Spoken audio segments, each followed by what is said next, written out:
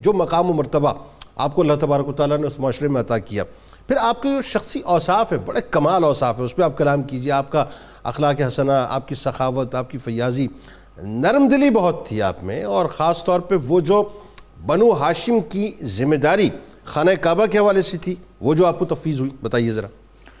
بسم اللہ الرحمن الرحیم۔ کسی بھی شخصیت کی جو خصوصیات اور کمالات ہوتے ہیں اس کو دو انداز سے دیکھا جاتا ہے۔ ایک تو وہب کی نگاہ سے کہ کیا ملا، اور دوسرا کسب کی نگاہ سے کہ کیا کیا۔ واہ واہ واہ، یعنی آپ کو جو فضائل ملے تو حضرت ابراہیم علیہ السلام کے خاندان کا فرد ہونے کی وجہ سے، پھر بنو ہاشم کا چمکتا ہوا ستارہ ہونے کی وجہ سے، اور حضرت عبد المطلب کا آخری بیٹا ہونے کی وجہ سے جو آپ کو امتیاز حاصل تھا اور جو فضیلت حاصل تھی، جیسے آپ نے حضور نبی اکرم صلی اللہ علیہ وسلم کے بارے میں خود سنا کہ آپ کی اس نسبت کا خود سرکار دو عالم صلی اللہ علیہ وسلم بھی پوری زندگی حیا فرماتے رہے۔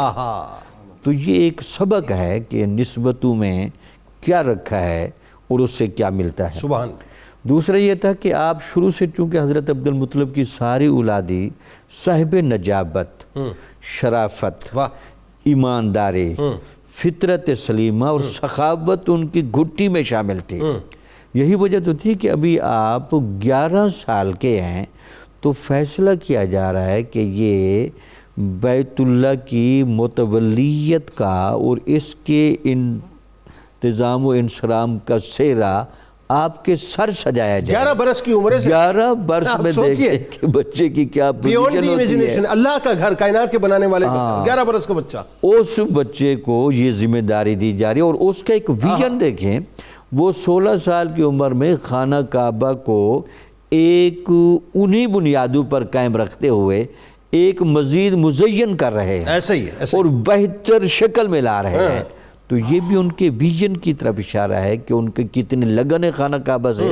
بلکہ لوگ تو کہتے ہیں کہ آپ خانہ کعبہ کی اس طرح حفاظت کرتے تھے جیسے واقعی خانہ کعبہ میں کوئی رہتا ہو۔ عاشق خانہ کعبہ تھے، عاشق خانہ کعبہ، عاشق خانہ کعبہ تھے۔ تو آپ وہاں دربان بن کے رہتے تھے، اور کسی کو جرت نہیں ہوتی تھی کہ خانہ کعبہ میں بیٹھ کر کسی کی حجب کرے، اچھا ایک بات یا بتاؤں، کسی کی غیبت کرے۔ آپ کی محبت بھری باتوں سے ایک محبت بھری بات آ گئی ذہن میں، یہ کیوں ہوا؟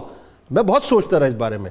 مجھے پھر جواب اس کا کچھ اس طرح سے ملا کہ آپ کی والدہ محترمہ حضرت نطیلہ یا نتیلہ، وہ چونکہ شاہی خاندان سے تھی، اور وہ منت مانگی تھی جب وہ بچپن میں 5 برس کی عمر میں کہیں کھو گئے تھے کہ اگر واپس آئے خانہ کعبہ کو غلاف پہناؤں گی، تو جو قیمتی ترین غلاف خانہ کعبہ کو پہنایا، تکریم کی۔ مجھے لگتا ہے خانہ کعبہ نے یہ صدقہ جو ہے آپ کو عطا کیا کہ پھر آپ کی اولاد کو جو ہے ان کی ولایت عطا کر۔ بالکل ٹھیک۔ یعنی اس سے آپ کی والدہ کی بھی طبیعت کی گہرائی دیکھیں۔ خاندانوں میں یہ جو چیزیں چلتی ہیں تو ان کی والدہ کو بھی خانہ کعبہ سے اتنی محبت کہ حالانکہ گم ہو کر ملنے کی کوئی بھی منت مانی جا سکتی تھی، یہ منت ماننا اور کعبے کو پہلی مرتبہ غلاف کا لباس پہنانا، یہ بھی حضرت عباس کی والدہ ماجدہ کا ترا امتیاز تھا۔ جن گودوں میں یہ بچے پلتے ہیں تو لامال ان کے بڑے اثرات لے کر آتے ہیں، تو وہ اثرات آپ میں بھی تھے۔ اس کے علاوہ حضور نبی اکرم صلی اللہ علیہ وسلم جب بھی آپ کو دیکھتے تو صحابہ کو روک کر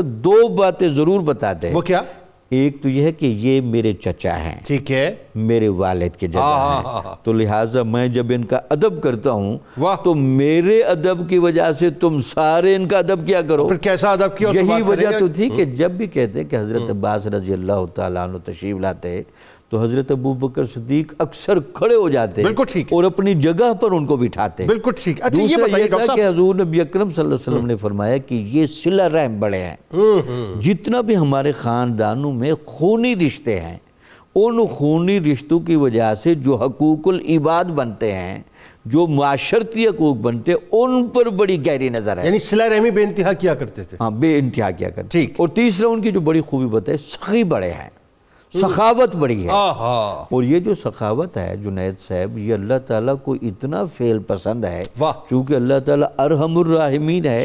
تو جب کوئی بندہ اپنا مال، اپنا وقت اور اپنی جائیداد اور اپنا خون دیتا ہے سخاوت میں، تو اللہ تعالیٰ کی رحمت بڑا جوش مارتی ہے. ہاں ہاں. تو یہ وجہ بھی تھی کہ آپ کی سخاوت کا حضور نے بار بار تذکرہ فرمایا. اچھا ذرا یہ بتا دیجیے اور اس کے خانہ علاوہ- کعبہ کی جو ذمہ داریاں آپ کو دی گئی تھیں وہ کیا کیا تھیں؟ خانہ کعبہ کی جب آپ کو باقاعدہ ذمہ داری 4 کام آپ نے بڑے اہتمام کے ساتھ کیا؟ کیے.